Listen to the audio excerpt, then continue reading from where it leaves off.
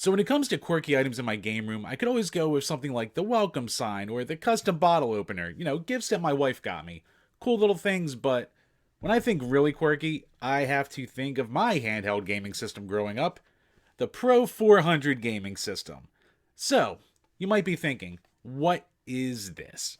So, this basically is a handheld LCD device with like 20 some games, but dozens of variations of each one. So you might have a tank game with a little variation here and there. You have like a dozen versions of Tetris and 1,000 different ways to modify that. Some other games like Frogger clones and Breakout clones. So it's not the worst little device in the world, but what makes it extra quirky is really two things. One, it came with a calculator, so it tried to pass itself off as something that you could, take to school and use with your homework. Something all around for kids. And of course, the other thing is it had this massive ad campaign.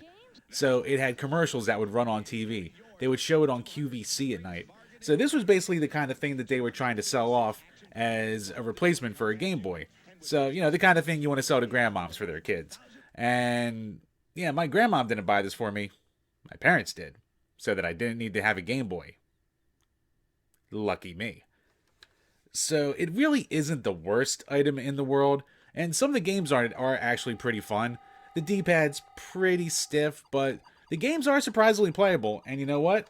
This did get a ton of play, and I'll give it credit, it still works. And even the calculator battery still works after 25 years, so hey, what are you gonna do? So yeah, this goofy little thing, this was my Game Boy.